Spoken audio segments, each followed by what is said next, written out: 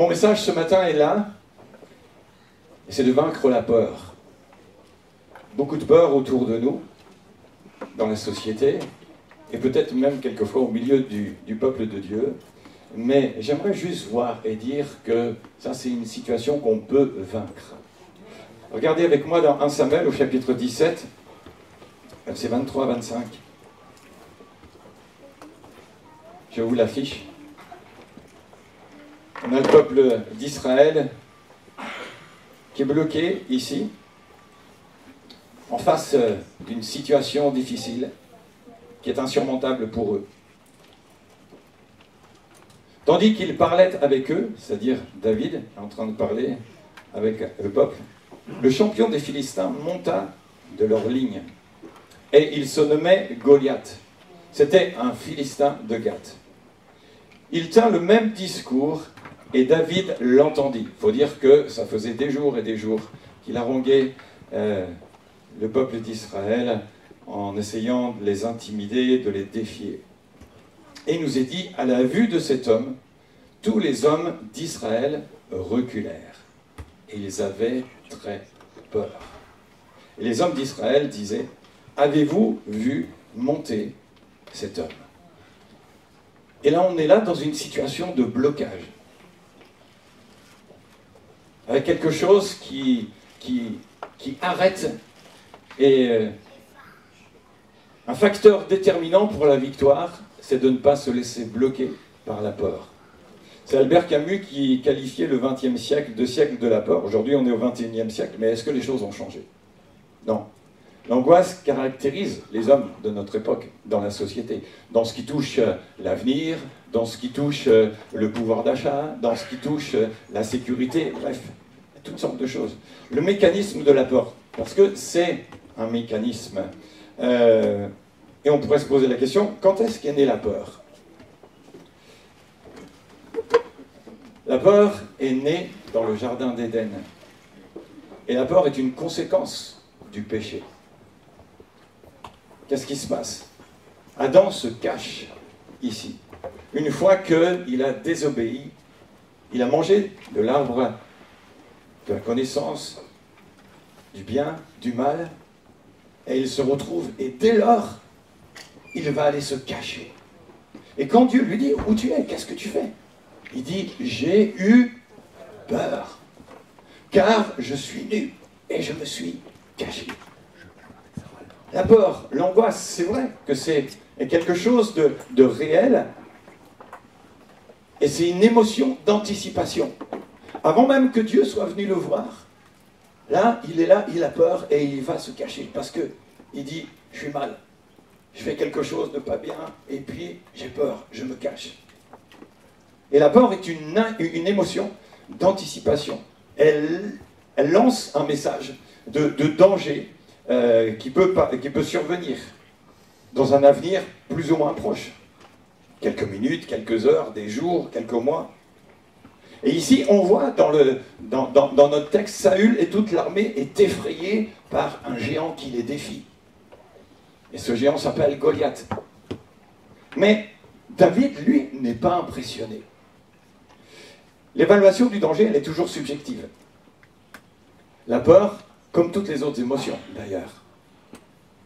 Si jamais vous vous retrouvez sur un terrain, une piste de course en Formule 1, si vous êtes avec un chauffeur expérimenté, un pilote de course, et que vous montiez avec lui, c'est sûr que vous allez avoir peur. Quand vous allez voir le compteur monter 180, 200, 210, 220, 230, 240. Est-ce que vous allez dire, est-ce que le gars il va y arriver tout? Je suis sûr que vous... Et il y en a, ils vont être blanc, vert, jaune, enfin, etc. et tout. Pourquoi? Parce que vous avez peur. Mais le gars, il n'a pas peur, lui. Lui, il s'éclate. Il est heureux. C'est son défi. La peur, elle est déclenchée par une perception d'un danger, automatiquement. Et quand on voit toutes ces choses, on est là. Le danger est imminent. On le voit. Qu'est-ce qui va se passer? Qu'est-ce qui va m'arriver? La perception du danger. Ici, ça ne veut pas dire. On regarde là, si on voit le footballeur, s'il voit ça, qu'est-ce qu'il fait? Juste, il peut s'arrêter. Il dit, ah, le pauvre, je ne vais pas l'écraser. Il va dévier le ballon de l'autre côté. Mais la perception du danger.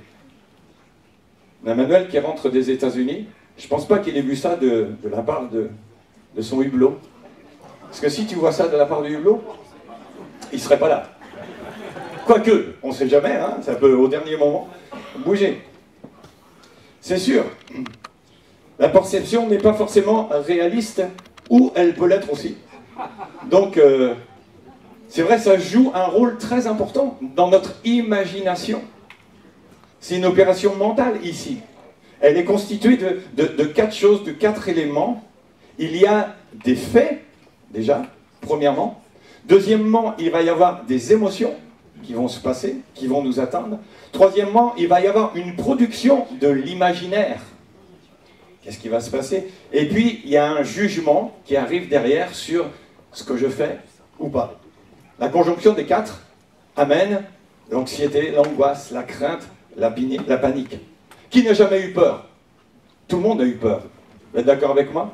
C'est un sentiment que tout le monde connaît à un moment ou à un autre. Et c'est vrai, quelquefois, c'est néfaste. Quelquefois, elle peut être utile aussi.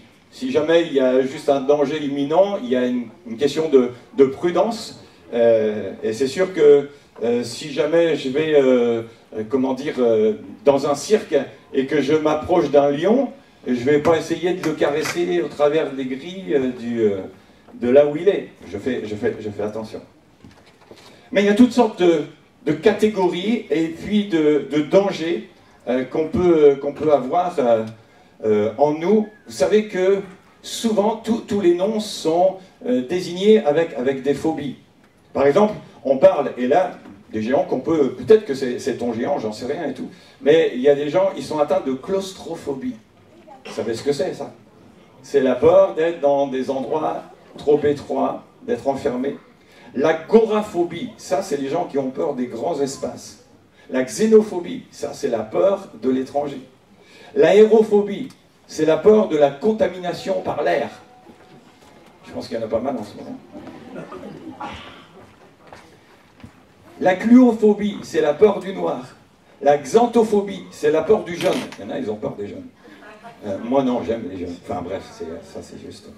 La ruptophobie, ça c'est la peur de rester célibataire. Il y en a qui sont atteints de ça aussi. La tachyphobie, c'est la peur de l'échec. La blémophobie, c'est la peur du regard des autres. La xénophobie, c'est la peur des idées, des choses nouvelles. La mnémophobie, c'est la peur des souvenirs. La photophobie, c'est la peur d'avoir peur. C'est comble ça quand même, hein?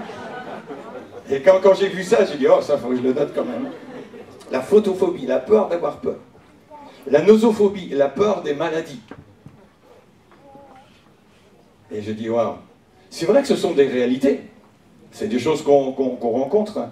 Mais on ne peut pas éviter la peur. Même Jésus lui-même, à un moment donné, a été atteint de frayeur lorsqu'il a été en face de la croix. Il a considéré la douleur physique, la douleur morale, la douleur spirituelle d'être séparé de son Père. Mais il ne se laisse pas dominer par elle. Et je crois que c'est ça qui est important. Dans notre texte, on va regarder les différences qu'il y a entre David et Saül. Les conséquences de la peur. La première des choses, là ici, c'est que Saül, il fait un pas en avant, il vient, et puis quand il entend Goliath avec toute l'armée, il recule 2 pas en arrière. On voit ça dans le livre, dans le chapitre qu'on a lu au verset 2, au verset 11, au verset 20, au verset 24. Il avance, il recule, il avance, il recule. David, qu'est-ce qu'il fait, lui? Ici, il y a quelque chose de super, c'est que lui, il tergiverse pas. En face de son géant, il va courir pour aller le combattre. De Jésus, il y a un ange qui vient et il nous dit que les femmes sont épouvantées. Et de ce fait-là, elles sont paralysées, elles sont figées. Et à cause de ça, elles s'enfuient, elles disent rien à personne.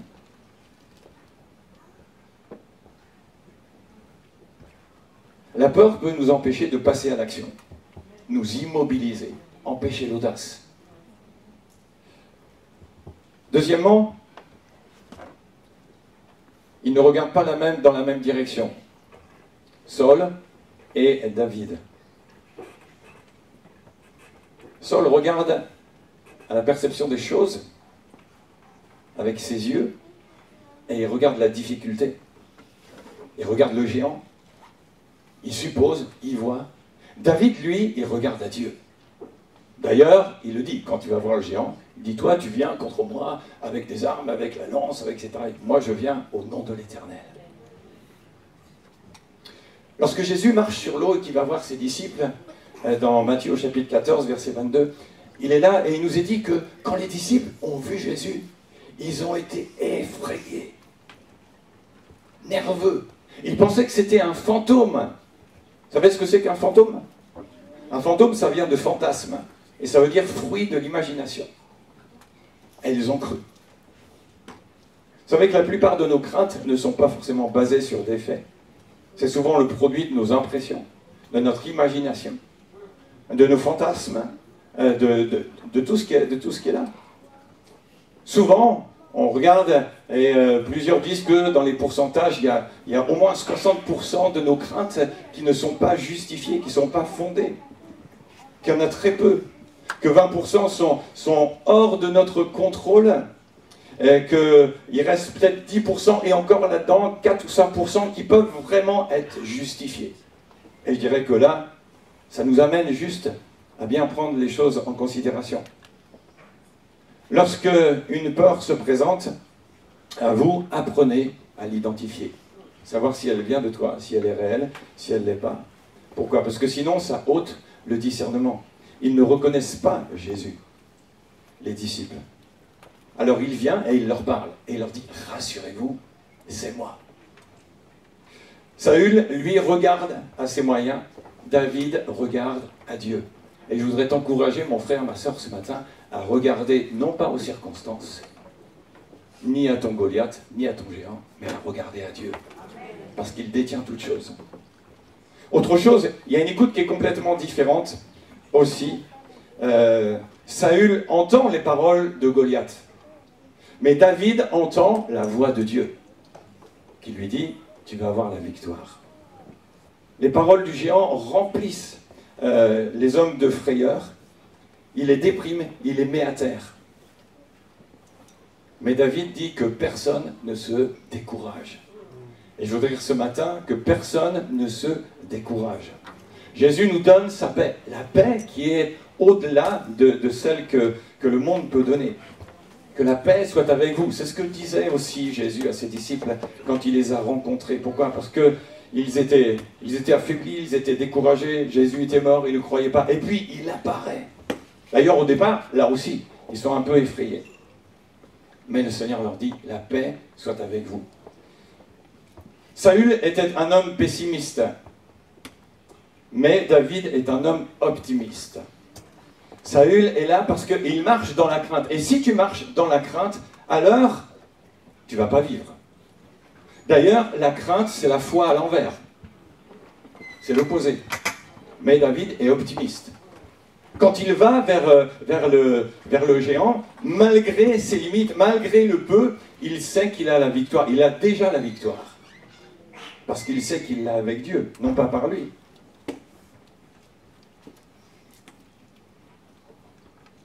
Ne pas avoir de réflexion négative. D'ailleurs, le Seigneur nous dit, ne vous inquiétez de rien. Ne vous inquiétez de rien. Mais en toute chose, faites connaître. Et je voudrais dire, mon frère, ma soeur, tu es là ce matin. Et le Seigneur te dit, ne t'inquiète pas. Ne t'inquiète pas. Mais en toute chose, fais connaître tes besoins au Seigneur. Saül, il est là, dominé par la peur. Et quand il regarde, quand David lui dit « Je vais y aller », il lui dit « Mais t'es qu'un gamin, tu ne vas jamais y arriver. » Tu vois? Et au fur et à mesure, David dit « Non, mais je vais y aller et tout. » Mon frère, ma soeur, ne te laisse pas arrêter par quelqu'un qui voudrait te dire que tu n'es pas ci, que tu n'es pas ça, que tu n'es pas comme ci, que tu n'es pas comme ça, que tu n'es pas suffisamment comme ci, que tu n'es pas suffisamment comme ça. Si tu mets ta confiance en Dieu, tu dis, Seigneur, moi j'y vais avec toi. Et c'est ça qui compte. Dans toutes les situations de notre vie, ce qui compte, c'est d'y aller avec le Seigneur. Saül a peur de Dieu, mais David a confiance en Dieu. Pourquoi? Parce que, comme on en parlait tout à l'heure pour Adam, Saül était désobéissant, infidèle. Il était à côté de la plaque. Tout le contraire de David. David disait, lui, par exemple au psaume 56, au verset 4, « Quand je suis dans la crainte, en toi, je me confie. » Et je veux le dire là aussi ce matin. En face de ce que Dieu t'a donné, et Dieu nous a tous donné quelque chose, on veut non pas avoir peur, mais on veut le mettre au service du Seigneur. Dans la parabole des talents, c'est ça. Celui qui n'en a qu'un, il va l'enterrer. Et quand Jésus lui dit, mais pourquoi? Pourquoi? Qu'est-ce que tu as fait? Il dit, j'ai eu peur. Que rien ne t'arrête, mon frère, ma sœur. La peur de ne pas savoir faire, la peur d'être différent des autres, la peur de te tromper. On peut se tromper. Et heureusement qu'on se trompe des fois. Parce que sinon on serait tellement orgueilleux. Mais quand je me trompe, j'apprends. D'une part, j'apprends à demander pardon. Après, j'apprends à mieux faire. Après, j'apprends à être humble. J'apprends à écouter. J'apprends à recevoir. Et je tire un bénéfice de mes erreurs. Parce que sinon, la peur aussi peut m'empêcher de servir. La peur peut m'empêcher d'avancer. Faire face à nos peurs.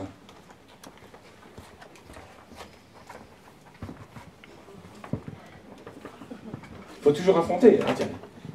Et des fois on le dit, même pas peur. Et je vais te dire, quand tu es avec le Seigneur, tu peux être dans toutes les situations, tu vas dire, même pas peur. Juste, je ne vais pas reprendre toute la liste de tout à l'heure, mais des fois on peut avoir peur des autres. Et je voudrais te dire, mon frère, ma soeur, n'aie pas peur du regard des autres. Des fois on est intimidé, impressionné. Et tout le peuple et Saül étaient impressionnés. Ils avaient peur des autres, ils avaient peur de Goliath. Mais je voudrais te dire, s'il y a quelqu'un dans ton travail, dans ta vie, autour de toi, dont tu as peur, confie-le au Seigneur. Dieu nous dit d'aimer tout le monde, de bénir les autres, même d'aimer nos ennemis. Prie pour eux et demande à Dieu de changer ton cœur. La peur du passé, hein, quelquefois on vit ça avec ça. C'est la pantophobie. Ça, c'est les gens qui disent « Ah oui, c'était beaucoup mieux avant ». Donc, ils vivent dans leur passé. Paul dit dans Philippiens chapitre 3, verset 13, « Je fais une chose, oubliant ce qui est en arrière et me portant vers ce qui est en avant, je cours. » Dans la carrière que Dieu m'ouvre, comme David. David a couru. Et je voudrais t'inviter ce matin aussi à courir. Je partageais ça dernièrement dans une précédente prédication. Ne laisse pas ton passé gâcher ton futur.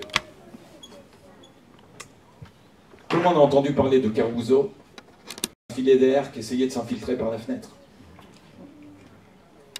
Et s'il est devenu celui qu'il est. Jésus a été rejeté. Jésus a été moqué. Jésus a été mis de côté. Avec les religieux, on l'a traité d'hérétique, on l'a traité même de possédé, etc. Et tout. Est-ce que Jésus s'est laissé intimider? Impressionné? Est-ce qu'il a dit « Ah, je ne sais pas si, est-ce que vraiment je suis vraiment le Fils de Dieu, etc. » Non. Et il nous dit, il est allé, et il nous dit encore aujourd'hui, prenez courage, j'ai vaincu le monde. Et je crois qu'aujourd'hui, c'est ça.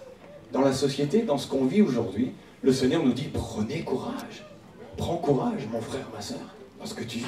Parce que Jésus a vaincu le monde. Il ne te dit pas que c'est toi qui l'as vaincu, il dit que c'est lui qui l'a vaincu. Qu'est-ce que je fais? Je vis simplement dans sa victoire. Je me place en lui. Je ne m'appuie pas sur moi. Je me cache en lui. Adopte la bonne attitude. Laisse-toi guérir. C'est vrai, tu ne peux pas changer les choses qui ne sont pas de ton ressort.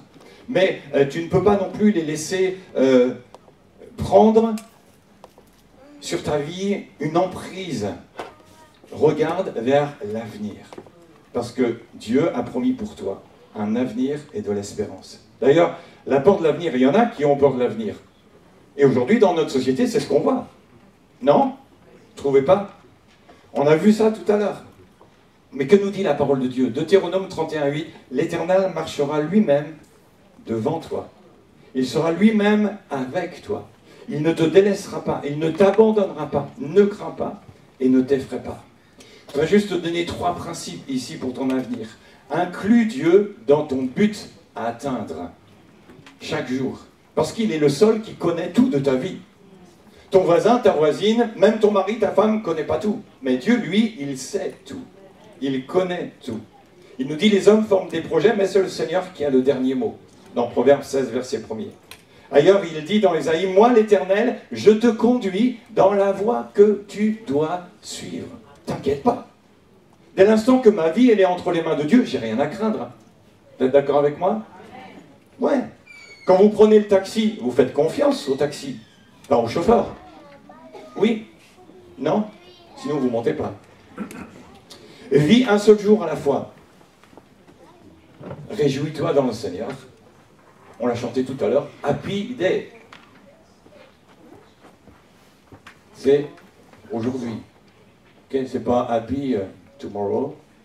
Happy yesterday. Happy Day.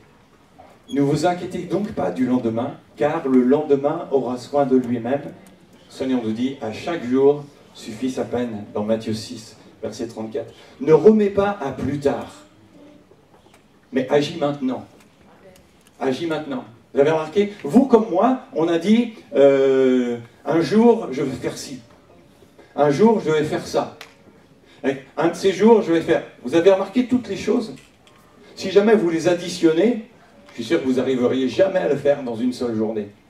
Tellement il y a de choses que vous avez dit, un jour je vais faire. En même temps, ne te vante pas du lendemain, car tu ne sais pas ce qu'un jour peut enfanter. Pas remettre à plus tard ce que Dieu nous dit, nous demande. La peur de l'échec des fois, la peur de se tromper. Mais ça arrive à tout le monde. Ça arrive à tout le monde de tomber, ça arrive à tout le monde d'avoir des faiblesses. Il y a quelqu'un qui a dit que celui qui se relève est plus fort que celui qui n'est jamais tombé. Ça peut être dans tous les domaines, social, sentimental, professionnel. Mais si vous avez appris quelque chose de la parole de Dieu, alors ne doutez pas. Et puis, il y a des erreurs que Dieu vous laisse commettre, afin que vous puissiez apprendre. John Maxwell qui dit, si l'échec vous a appris quelque chose, alors vous n'êtes pas entièrement perdant. Et on apprend toujours. Ne vous laissez pas paralyser par la peur. Je voudrais simplement, n'aie pas peur. N'aie pas peur. J'ai trouvé un post sur Facebook d'un ami qui a mis cette photo et qui a dit que, voilà, il existe un virus qui se répand plus vite que le coronavirus, c'est la peur du coronavirus. Et puis, il met une boîte de médicaments qui s'appelle Psaume 91. D'accord? C'est signé Jésus. Alors, sur le truc, c'est marqué, parce que vous ne le voyez pas. Oui, non, mais j'ai les versets. Non, 3 fois par jour, 16 versets. Et tu n'as pas... Ah, tu ne seras pas atteint. C'est ce qui est marqué dans le... Ah, j'étais en train de regarder. Et juste, est-ce que vous êtes d'accord avec moi? Est-ce que vous le voyez bien? On peut le lire ensemble. Simplement comme une confession. Comme une confession.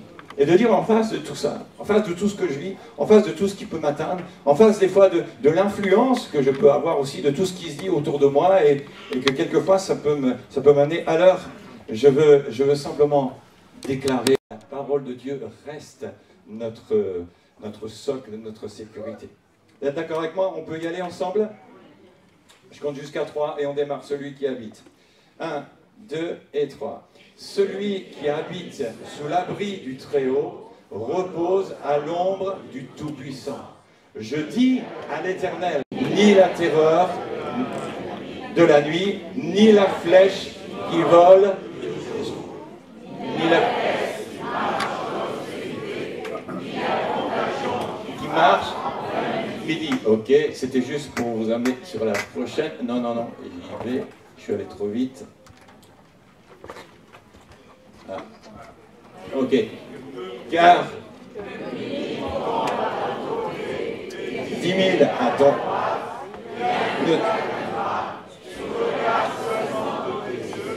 Et tu verras la rétribution des méchants, car tu es mon refuge, ô Éternel. Tu fais du Très-Haut ta retraite, aucun malheur ne t'arrivera, aucun fléau n'approchera de ta tente, car il donnera pour toi des ordres à ses anges, pour te garder dans toutes tes voies. Ils te porteront sur les mains, de peur que ton pied ne heurte contre une pierre. Tu marcheras sur le lion et sur la vipère, tu fouleras le lionceau et le dragon. Ok? Puisqu'il s'attache à moi, je le ferai échapper, je le protégerai, puisqu'il connaît mon nom. Il m'invoquera et je lui répondrai. Je serai moi-même avec lui dans la détresse. Je le délivrerai et le glorifierai.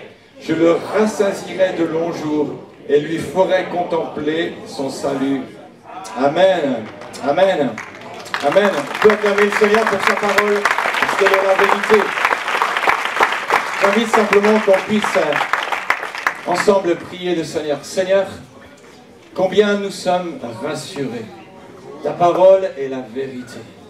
Elle s'accomplit pour chacun d'entre nous. Elle est cette lumière qui nous conduit. Elle est là, cette lampe sur notre chemin. Et nous te bénissons, Seigneur. Donne-nous d'avoir la même attitude que David. Donne-nous de nous appuyer et de compter sur toi. Donne-nous, Seigneur, dans toute ta grâce, de ne pas laisser notre imagination s'enflammer, mais de toujours la mettre au diapason et dans l'alignement de ce que toi tu dis, de ce que toi tu déclares, de ce que toi tu fais. Tu es souverain, tu es Dieu, et nous avons confiance en toi. Je dis oui, je recommande mon sœur à l'Éternel. Oui, je mets ma confiance en lui, et je sais qu'il agira. Alors j'honore ton nom, nous honorons ton nom ensemble, nous ton Église. C'est toi la tête, nous sommes ton corps. Et tu prends soin de tes enfants, tu prends soin de ton corps. Seigneur, nous t'honorons, nous te bénissons et nous te glorifions dans le saint nom de Jésus, ton Fils, Père. Amen. Amen. Amen. Que le Seigneur soit béni. Et on veut vivre ça.